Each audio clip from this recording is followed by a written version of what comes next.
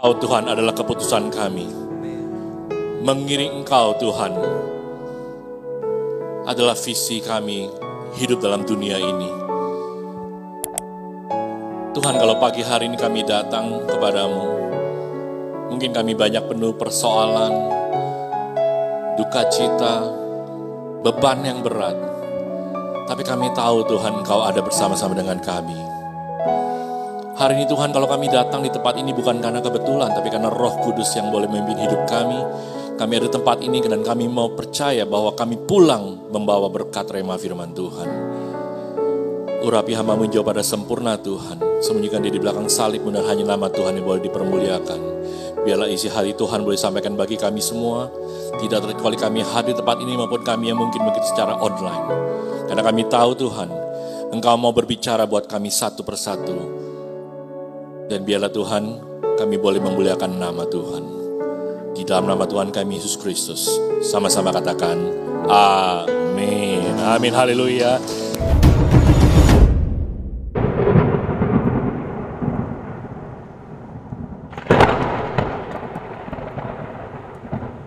Terima kasih, singer semua pemusik. Silakan duduk Bapak Ibu. Terima kasih sudah mengantar kita semua masuk dalam ibadah kita. Shalom. Puji nama Tuhan. Bapak Ibu, hari ini tema yang akan saya bawakan dengan judul Silent ya, Silent. Sebentar Bapak Ibu ya, saya kadang-kadang kalau nggak pasang timer suka takutnya kelewatan gitu ya, nanti karena ada jam berikutnya. Baik, Silent. Berapa banyak di antara kita punya 2 orang teman, atau mungkin 2 orang anak, atau mungkin saudara kita, yang satu orangnya tipenya banyak ngomong, yang satu tipe orangnya pendiam. Jarang ngomong. Kalau yang banyak omong, ya ada orang yang suka. Tapi ada juga orang yang suka punya teman yang pendiam. Ya, dua-duanya tidak ada yang salah. Tapi hari ini kalau kita mau bicara tentang silent, saya mau bicara dari sudut bagaimana tentang kisah Tuhan Yesus. Nah Bapak Ibu, dalam kita sehari-hari, kita sering ketemu namanya nih, boleh ini clicker saya bisa jalan ya? Bisa next slide mungkin. Iya. Saudara, ada 2 jenis restoran kita tahu ya. Yang satu namanya fine dining restoran. Yang satu casual dining atau kita bicaralah food court lah gitu ya, atau restoran pada umumnya. 2 restoran ini pasti Bapak Ibu juga pernah masuk gitu ya. Tapi sebenarnya apa membedakan 2 restoran ini? Kalau kita bicara fine dining, pasti di bayangan kita kalau dari foto aja gitu ya, wah ini restoran fine dining pasti mahal lah. Ya, udah mahal, pasti kelihatannya mewah gitu ya, ruangannya mewah, mejanya, kursinya, cara menyampaikan makanannya gitu ya. Walaupun sama-sama mungkin telur, yang satu caranya telurnya asal taruh, yang satu dihiasin gitu kan. Terus apalagi, bajunya kita datang pasti bajunya rada lebih rapi ya. Apalagi mungkin kesopanan, sopan santun ya. Kalau di food court, duduknya ngangkat kaki juga bisa ya. Terus berisik juga bisa, ngobrol keras-kerasnya ketawa terbahak-bahak juga bisa. Tapi kalau di fine dining, kita ketawa terbahak-bahak pasti sebelah kita langsung nengok. Ya. Jadi 2 hal ini yang berbeda. Tapi Bapak Ibu dan saya kalau datang ke dua-duanya pasti kita bisa berubah sikap, betul gak? Kalau kita makan di food court, kita juga ngobrol sama teman kita, mungkin sama family kita, wah kita ngomong seenaknya kita, berisik dan segala macam, duduknya pakai bajunya, pakai kaos, pakai celana pendek, pakai sendal jepit juga gak masalah. Tapi bayangkan kita orangnya sama, begitu kita datang ke fine dining restoran, pasti beda, betul gak? Kita mulai tahu nih, gak bisa lah pakai kaos, gak bisa lah pakai celana pendek, harus rapi, pakai sepatu, gitu ya. Lalu kita mulai ngobrolnya pelan-pelan. Saudara, di Spain dan beberapa negara ada nama tempatnya namanya Soho Place. One day kalau Bapak Ibu datang gitu ya, ini Soho Place itu namanya kayak hotel, tapi mereka tuh khusus membership gitu ya, namanya Soho Place. Suatu saat saya diajak sama orang dari luar ke menuju di sana, saya di Spain, di Barcelona. Lagi Saya nonton YouTube gitu ya. Kebiasaan kalau kita lagi ngopi kan kita suka, masing-masing suka punya kesibukan sendiri di HP-nya gitu ya. Kebetulan karena kita lagi ngobrol-ngobrol gitu pelan-pelan. Saya juga dengar, ngelihatnya semuanya kok pelan gitu ya. Semuanya soft, nggak ada yang kencang-kencang. Jadi makanya saya play YouTube, nonton video, saya juga pelan sekali. Mungkin sebelah saya juga nggak dengar suaranya itu. Cuma saya doang yang dengar. Tiba-tiba datanglah petugasnya. Orang restoran manajernya. Dia bilang, mohon maaf, jangan setel video. Kalau mau nonton video atau apapun itu, dia bilang, tolong pakai earphone. Kalau Anda nggak punya earphone, kami punya di reception, kami bisa pinjamkan. Kaget juga saya. Wow, padahal suara saya pelan sekali. Dan saya berpikir meja sebelah juga mungkin belum dengar, tapi ternyata saya nggak ngerti caranya, gimana caranya, dia dengar. Lalu ditegurlah saya. Oke, lalu saya coba matikan dan saya nggak coba nonton lagi ya. Tapi pertanyaan saya sama orang yang di sana akhirnya, kenapa? Mereka jawabnya satu kata nih Bapak Ibu. Kenapa nggak boleh nonton video suaranya kita, walaupun saya pelan. Dia bilang karena kita harus respect. Kita harus menghormati meja sebelah. Jadi supaya tidak berisik. Makanya obrolan pun harus silent. Diam gitu ya, silent dan pelan sekali. Nah orang Indonesia kan nggak bisa ya Bapak Ibu. Coba Ibu nongkrong. Waduh ngomongnya volumenya nggak bisa diatur gitu ya. Nah hari ini kalau kita bicara silent nih Bapak Ibu. Ya, saya mau disclaimer tentang ya joker. Jadi silent itu bukan seperti seorang joker yang memang dia diam. Dia diam karena apa? Karena dia punya tekanan. Ya, jadi jangan karena diam ini silent dalam arti silentnya ada seperti seorang joker. Saya mau disclaimer dulu aja supaya nggak salah ngerti. Jadi seorang joker itu kalau kita nonton filmnya atau kita tahu ceritanya, historinya dibuat gitu ya, karakter ini dibuat karena apa? Karena dia merasa dia tertekan, orang menghina dia, orang mencemooh dia, orang mencibir dia, ya apalagi. Pokoknya semua dia dapat tekanan sosial dan merasa dia tidak adil. Kenapa dia begini? Kenapa orang lain enggak? Kenapa dia dihina, orang lain enggak? Jadi dia merasa komplain, makanya dia silent. Tapi silentnya dia berbahaya. Dia memupuk dendam, makanya dia marah, dia berakting seolah dia jadi penjahat, dia memendam kemarahannya lalu blow up, muncullah kejadian sesuatu yang gak enak. Bukan ini yang kita mau. Yang hari ini kita mau belajar dari kisah Yesus ya. Mari kita buka dari, ini karena mungkin klik. Ya, oke. Saya mulai bacakan dari Matius 27 ayat 14 ya. Lalu Yesus dihadapkan kepada wali negeri dan wali negeri bertanya kepadanya, engkaukah raja orang Yahudi? Jawab Yesus, engkau sendiri mengatakannya. Tetapi atas tuduhan yang diajukan imam-imam kepala dan tua-tua terhadap dia, ia tidak memberi jawab apapun. Jadi yang pertama tadi Yesus jawab, yang kedua tidak jawab. Maka kata Pilatus kepadanya, tidakkah engkau dengar betapa banyaknya tuduhan saksi-saksi ini terhadap engkau? Tetapi ia tidak menjawab satu kata pun sehingga wali negeri itu sangat heran. Sudah dalam hukum Romawi, orang yang bersalah ataupun tidak bersalah, dia berhak untuk mengajukan sesuatu. Tentu saja kalau orang yang benar, pasti kalau dituduh salah, pasti dia harus berargumen. Saya tidak salah karena A, B, C, D, E gitu ya. Tetapi dalam hal ini maka si Pilatus heran. Ya, kenapa Tuhan tuh nggak jawab? Yesus ini nggak jawab waktu dituduhkan gitu ya. Nah, hari ini kita mau belajar diamnya Yesus itu kenapa? Ya, lalu aplikasi dalam kehidupan kita gimana gitu ya. Jadi Yesus ini tidak membela dirinya, mengajukan, wah saya tidak salah apa yang dituduhkan imam-imam dan tua-tua itu. Dia tidak. Yesus diam. Dia diam. Ya. Tapi sekali lagi Bapak Ibu, diam itu bukan berarti sesuatu yang berarti kita ini kalah. Diam itu bukan berarti sesuatu yang tidak punya power. Ya. Diam yang dalam arti ini seperti seorang yang lagi bertarung nih Bapak Ibu. Kalau orang main tinju, kapan dia saatnya dia harus defense, kapan dia harus nyerang. Kapan dia harus menyerang, tiba-tiba dia serang, tapi kapan yang dia harus terus dia defense. Ya, dia terus selalu defense ya. Jadi dia dalam arti begini. Jadi kapan kita bertindak bicara, kapan saatnya juga kita diam. Inilah konsep yang Tuhan ajarkan kepada kita. Kapan saatnya kita bicara sama Tuhan? Kapan saatnya kita dengar suara Tuhan? Hari ini kita bicara silent dalam kondisi seperti itu, ya. Nah, silentnya Yesus ini paradoks betul. Udah dituduhkan dia tidak bersalah. Tapi paradoks, hukum Romawi mengajar untuk dan mengatur bahwa dia boleh berbicara, dia boleh berargumen. Tetapi dalam hal ini tidak berargumen. Nah, alasan pertama kenapa Yesus diam. Karena memenuhi nubuatan. Ya, harus ada profesi yang harus di-fulfilling sama Tuhan Yesus. Kenapa? Ini adalah kisahnya. Kita baca dulu Yesaya 53:7.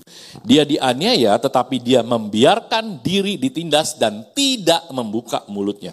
Seperti anak domba yang dibawa ke pembantaian, seperti induk domba yang keluh di depan orang-orang yang mengunting bulunya. Ia tidak membuka mulutnya. Saudara, kitab Yesaya ini dituliskan 550 sebelum Masehi. Tapi Yesusnya sendiri lahir kapan? Ketika dia lahir 5-6 katanya sebelum Masehi. Jadi bagaimana ratusan tahun Yesaya menuliskan akan ada anak manusia yang akan dia tidak membuka mulutnya. Jadi 500 tahunan lebih sudah terjadi, lebih dari itu sudah tahu nih Yesaya. Ada satu nubuatan yang sudah disampaikan oleh si Yesaya. Saudara, belum lama kita sering lihat di Instagram muncul ya, bagaimana, ada prediksi nih, gempa terbesar akan ada di Jepang. Ya, prediksi mereka akan menelan korbannya begitu banyak, mungkin kita semua udah baca, denger itu ya. Kenapa? Karena ada ilmiahnya, mereka ada baca data seismiknya, mereka ada teknologinya. Tapi di zaman 550 sebelum Masehi, nggak ada namanya gitu ya, teknologi komunikasi nggak ada. Tapi bagaimana kitab Yesaya ditulis ratusan tahun untuk menceritakan dia tidak membuka mulutnya. Saudara, waktu Simon Petrus, Tuhan Yesus mau ditangkap, ya ini masih menjelang kita setelah Jumat Agung. Waktu mau ditangkap, dia ngambil pedangnya dan dia potong telinga, ya. Hamba dari Imam Malkus katanya namanya ya, dipotong. Walaupun Tuhan angkat, disambung lagi. Tapi message yang Tuhan sampaikan kepada Petrus, Tuhan bilang begini, apakah engkau tidak tahu, aku ini bisa panggil 12 pasukan malaikat untuk nolong aku. Tapi itu kan aku tidak lakukan. Kenapa kata Tuhan? Ya, karena harus bagaimana akan digenapi katanya Tuhan bilang ya. Apa yang tertulis dalam kitab suci harus terjadi karena harus digenapi apa yang ditulis di Yesaya. Satu kenapa Tuhan Yesus dikatakan, kenapa dia diam? Maka dia ingatkan Simon Petrus, taruh pedangmu lagi. Karena ini harus terjadi supaya genap. Karena kalau Tuhan bilang, saya juga bisa panggil sebenarnya 12 pasukan malaikat. Menghalau itu semua para tentara Romawi yang mau tangkap dia. Tapi tidak terjadi. Apa yang dilakukan Simon Petrus benar apa salah? Benar. Bapak Ibu, kita membela orang yang kita rasa mungkin kita puji, kita punya keluarga, pasti benar. Ya, tapi apa yang Tuhan Yesus sampaikan walaupun mau buat, tapi apa yang Yesus sampaikan adalah begini. Kadang-kadang apa yang kita lakukan kita bilang sama Tuhan, Tuhan kalau saya benar nih, saya sudah lakukan buat Tuhan kok. Saya sudah melayani ada di panggung ini, saya sudah melayani Tuhan, udah membantu banyak mungkin yatim piatu, ya, saya sudah banyak menolong orang. Apa yang kita pikir kita lakukan kita benar. Kita klaim sama Tuhan. Tapi mungkin itu bukan kehendak yang Tuhan inginkan dalam hidup kita. Ada yang Tuhan mau taruh lebih dari itu. Bukan sekedar itu. Seringkali kita merasa kita seperti Simon Petrus. Tuhan udah aku bela nih. Sampai aku pakai pedang, aku potong ini, aku lawan. Tuhan tetap bilang itu bukan kehendaknya Tuhan. Karena harus terjadi. Jadi kalau Bapak Ibu dan saya kadang-kadang kita dalam situasi, saya udah benar nih Tuhan, saya udah melangkah seperti ini kok. Tapi apakah itu yang Tuhan mau langkahnya kita? Mungkin Tuhan mau langkahnya lain. Kenapa? Karena ada hal-hal yang Tuhan kadang-kadang tidak izinkan kita ke sana. Saya mau membuka sebuah usaha, tapi kalau Tuhan tidak inginkan usaha itu, mungkin Tuhan akan melakukan hal yang lain. Walaupun kita sudah benar, kita lakukan dengan baik, kita lakukan dengan rajin, kita lakukan dengan segala sesuatu, tapi kalau bukan Tuhan maunya itu, Tuhan maunya yang lain, pasti yang paling benar adalah kita tidak harus seperti Simon Petrus, walaupun beliau adalah orang yang luar biasa membela Tuhan. Tapi kenapa? Karena dengar akan firman Tuhan, itu yang paling utama dulu. Bukan kita bertindak duluan, tapi kita harus dengar. Jadi maka kami belajar dari hari ini adalah bagaimana kita menjadi orang ketika kita tahu ada sesuatu mungkin Bapak Ibu punya masalah, kita punya segala sesuatu yang punya planning, kita punya rencana, dengarlah Tuhan dulu. Baru kita melangkah. Kapan? Nah itu yang kita belajar hari ini Bapak Ibu. Jadi yang pertama. Ya. Jadi pertama mau nubuatan. Nah saudara kalau bicara sejarah, saudara Bible itu punya kontinuitas yang sangat luar biasa. Sangat kontinuitas. Jadi segala sesuatu kita nggak ada kitab agama apapun, saya bicara soal buku apapun tentang apapun yang tidak seperti Bible. Sudah gambar ini ditemukan oleh seorang, saya lupa namanya, dari Kejadian sampai Wahyu, ya. Ini ditulis oleh lebih dari 40 ya penulis, ya. Latar belakangnya apa? Ada penjala ikan, ada tabib dokter Lukas, ada yang panglima, ada yang mantan juga, ya. Saulus mantan orang-orang yang memang dulu dia ya mengejar membunuh orang-orang Kristen pengikut Tuhan, tapi dia jadi Paulus. Ada nelayan, ada segala macam, latar belakang beda-beda. Bayangin lebih dari 40 katanya penulis dari ya yang diberikan oleh Tuhan dari Kejadian sampai Wahyu. Tapi ceritanya juga semuanya saling berkaitan. Ya, tertulis katanya ada 63.000 lebih koneksi antara setiap pasal dengan pasal, ayat dengan ayat, kitab dengan kitab. Ya, bahasanya juga ada 3 bahasa, ada bahasa Ibrani, ada bahasa Aram, ya bahasa Aram itu bahasa yang dipakai oleh ibunya Yesus ya. Jadi dengan berbagai 3 macam bahasa pun semuanya nyambung, kontinuitas. Coba Bapak Ibu berpikir, ada nggak sekarang sebuah buku yang ditulis ya antara ribuan tahun tapi semuanya saling nyambung. Saya ambil contoh misalnya cerita tentang bagaimana tentang waktu Tuhan minta Abraham. Abraham ini punya anak setelah umur 100 tahun. Nunggu punya anak, dapatlah anak satu-satunya namanya Ishak. Tapi Tuhan bilang, persembahkanlah Ishak. Tapi waktu Ishak mau dibunuh, dipersembahkan oleh Abraham. Tuhan bilang, stop. Turunkan, tiba-tiba ada domba jantan, itu yang dipersembahkan. Saudara, kisah Abraham, ribuan tahun, terjadilah kisah tentang Yesus. Tuhan Yesus, anak manusia, the only son. Tiba-tiba harus apa? Yang harusnya kita, sama seperti Ishak, dipersembahkan harus mati karena dosa-dosanya kita harus terbunuh. Tapi Tuhan bilang, stop. Dikasihlah Tuhan anak domba Allah yang menggantikan kita. Bayangkan kisah Abraham dan Ishak. Bukan kisah yang tiba-tiba mengada-ngada, kebetulan tidak. Dan ini kejadian-kejadian kisah apapun. Semuanya itu semua saling nyambung Bapak Ibu. Jadi semua punya hyperlinknya. Ya. Ada satu menarik menyimpang sedikit, bagian tengahnya adalah Mazmur 119. Jadi kalau Bapak Ibu buka Alkitab, bagian tengahnya Mazmur 119. Mazmur 119 itu cerita tentang manual hidupnya orang percaya. Jadi kalau Bapak Ibu punya TV, punya apapun lah peralatan, kita punya manual booknya ya, bagaimana mengoperasikannya. Mazmur 119 itu bagaimana manual booknya orang percaya. Ya ini mesti sesi lain lagi ya kita bahas. Tapi Bapak Ibu bagaimana tentang nubuatan ini? Ya nggak main-main, dari sebuah kitab yang punya nyambung dari awal, dari Kejadian sampai Wahyu. Ya, jadi puluhan ribu ya saling terkoneksi. Dari kisahnya, dari kalimatnya, dan segala macam. Ya, makanya kenapa Yesaya tulis, ia tidak membuka mulutnya. Dan itu terjadi. Ya. Nah saudara, dalam cerita Lukas berikutnya. Ketika Herodes lihat Yesus, ya saya nggak baca secara detail. Tapi si Herodes sangat girang. Dia girang banget nih. Dia pengen apa?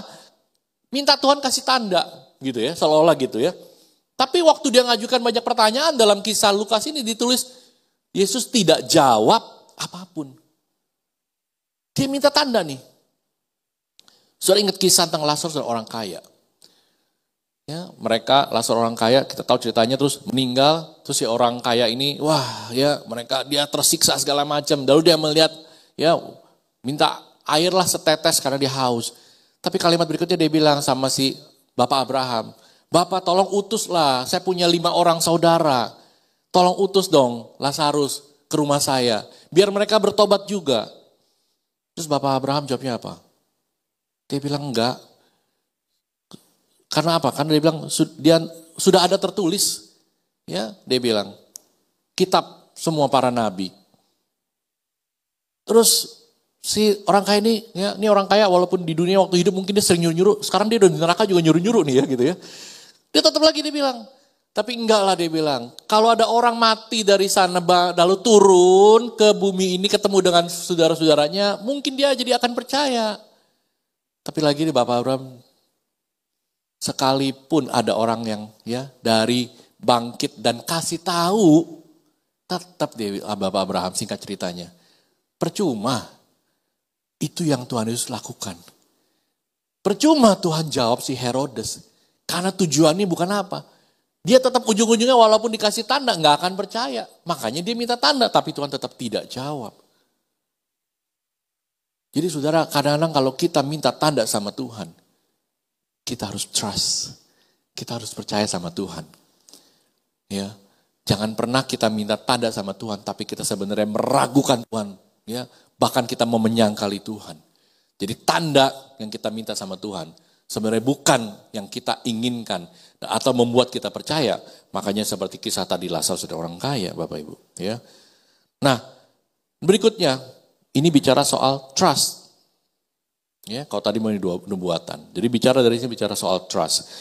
Saudara, ini orang Yahudi juga sama nih. Jadi saya cerita tadi tentang bagaimana Pontius Pilatus, ya, lalu Herodes, sekarang orang-orang Yahudi. Mereka malah menyalahkan Tuhan. Tuhan berapa lama lagi engkau sih membiarkan kami ini bingung, bimbang katanya gitu. Kalau engkau Mesias, terus terang aja bilang Mesias. Ya, jadi ini orang-orang Yahudi ini juga sama nih, desak Tuhan. Tapi Tuhan lagi katakan keluar kalimat ini. Aku telah mengatakannya kepada kamu, tetapi kamu tidak percaya. Jadi ujung-ujungnya, ya, banyak orang-orang yang ngerasa sesuatu kayak dia merasa dia wah rohani, dia merasa tapi kalau dia sebenarnya nggak percaya Tuhan tahu loh. Jadi ini bicara soal trust, bagaimana kita percaya. Saudara, makanya begitu banyak ya kita lihat kejadian orang-orang yang sudah ya bergeser, ya terutama mereka yang famous person, artis, influencer, apapun yang kita udah dengar, ya. Kita tidak menghargai mereka karena waktu itu ya saya dengar di Instagram gitu dilihat wah ini Yudas Iskariot gitu, jangan ya. Karena Bapak Ibu saya mau bicara hal ini nih, ada dua hal nih Bapak Ibu. Begitu banyak dari kita berpikir ya seperti mereka ini yang mungkin kadang-kadang berpikir jadi begitu menempa kehidupannya sulit. Terus mereka minta tanda sama Tuhan. Jawabannya apa? Mungkin mereka nggak ketemu karena Tuhan tahu mereka juga nggak percaya. Ya, mereka makanya begitu mereka bergeser, pindah. Tapi sebenarnya ada dua apa istilahnya kriteria. Yang satu nih Bapak Ibu, seperti anak yang hilang. Kalaupun dia sudah bergeser, kalau dia adalah dombanya Tuhan, dia balik pasti. Tapi yang satu lagi, firman Tuhan dalam ayat 26, tetapi kamu tidak percaya karena kamu, Tuhan bilang apa? Tidak termasuk domba-dombaku. Ini yang bahaya. Karena kamu tidak termasuk domba-dombaku.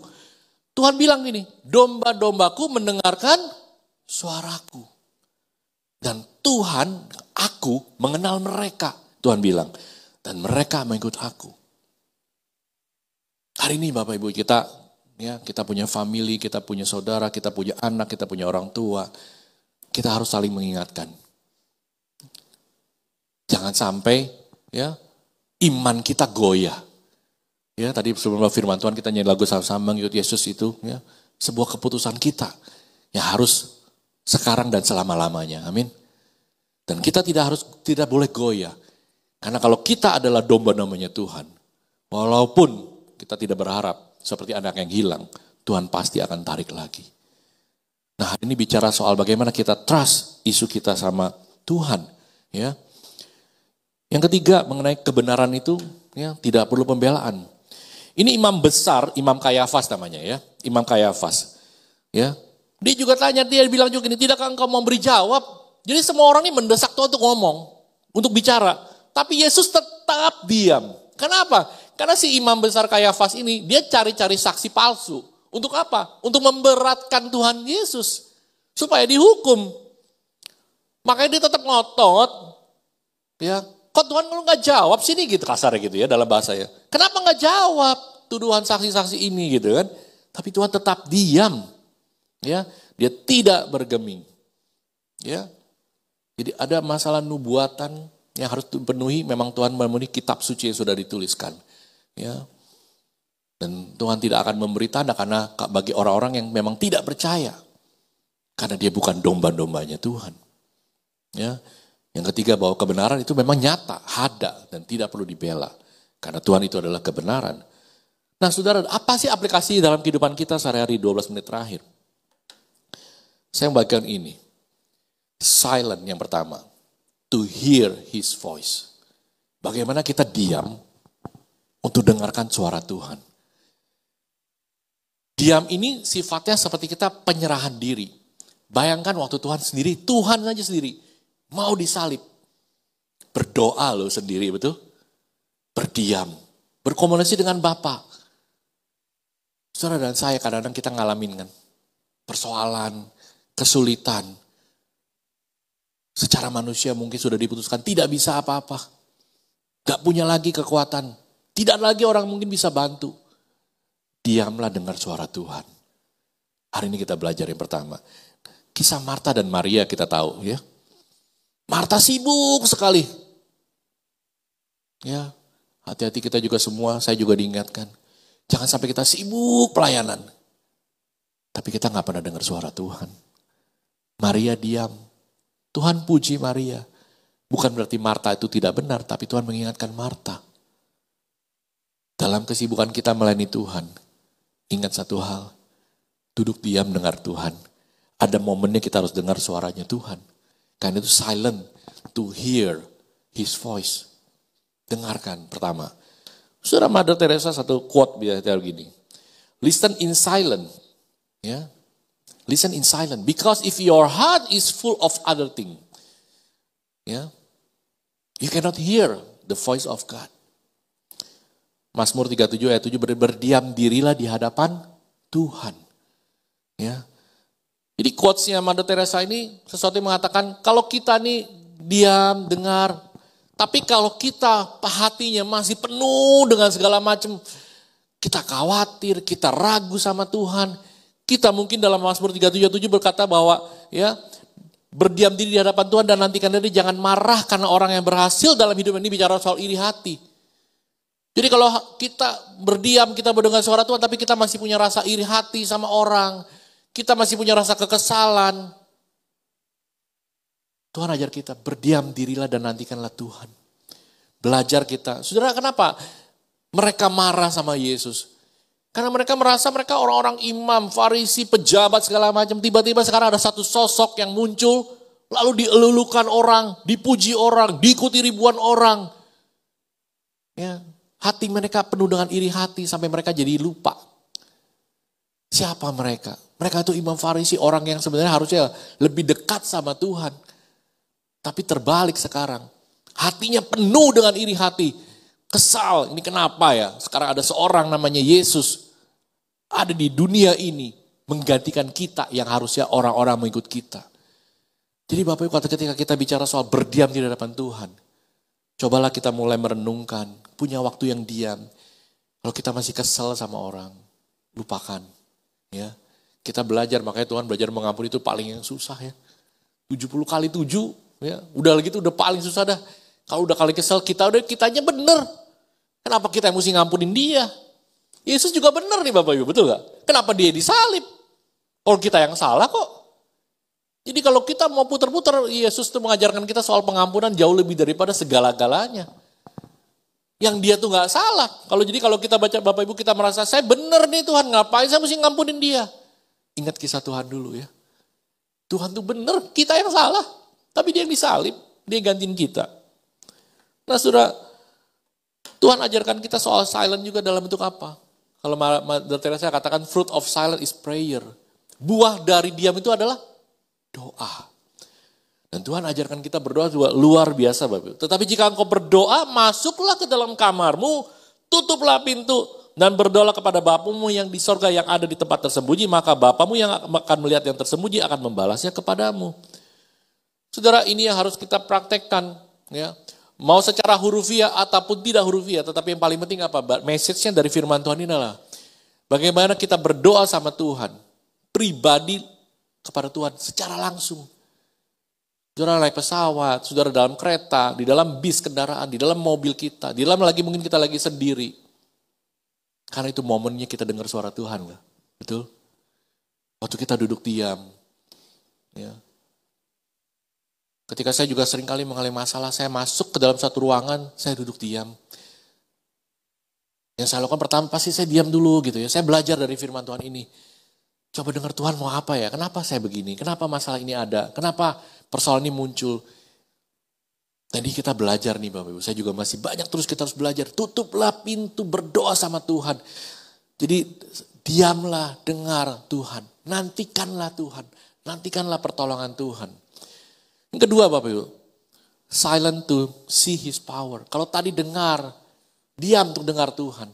Kedua diam, karena ada kuasa Tuhan. Karena ada apa? Kekuatan Tuhan. Dalam firman Tuhan ini juga sama ya. Kita tahu cerita ini, saya nggak bahas karena waktu juga udah tinggal 5 menit lagi. Tapi bagaimana Bapak Ibu, bagaimana kita harus dengar, diam, dengar Tuhan. Diam, kita tahu bahwa ada kuasanya Tuhan dalam ketika kita diam. Kenapa? Karena ada satu power, kekuatan yang Tuhan kasihkan kepada kita. Ya, saya lewat ini karena saudara kisah tentang Elkanah dan Hana salah satunya. Saudara, dalam kisah ini cerita bagaimana seorang Elkanah ya dan Hana. Hana ini istri pertama ya. Tapi dia selalu diejek oleh si Penina ya, Penina istri kedua. Gak punya anak lah, dicibir lah, di semua segala macam dihina lah ya kisahnya. Tapi Hana ini diam. Apa yang Hana lakukan ya dalam kisah ini ya? Dia berdoa sama Tuhan. Makanya sampai Eli mengamati perempuan itu dikatakan ya, ini ketulisan dikepotong di depan ya. Karena Hana itu katakan berkata-kata dalam hatinya dalam firman Tuhan dalam kisah cerita ini. Hana itu berkata-kata dalam hatinya dan hanya bibirnya saja bergerak-gerak. Sampai Eli berpikir, ini orang kenapa ya? Begitu. Eli mengamati mulut daripada si Hana. Tapi apa yang terjadi?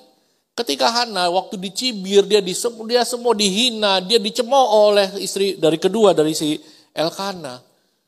Tapi dia berdoa sama Tuhan, Tuhan kasih jawaban. Dan nasarnya seorang Hana, kalau sampai dia mempunyai anak itu akan dipersembahkan buat Tuhan, yaitu Samuel. Saudara, kadang-kadang kita diam. Dengarlah dan taulah akan ada kuasa Tuhan waktu kita berdoa sama Tuhan. Amin. Ya. Saudara, yang ketiga, ya, saya ada 3-4 menit lagi. Silent to feel His love.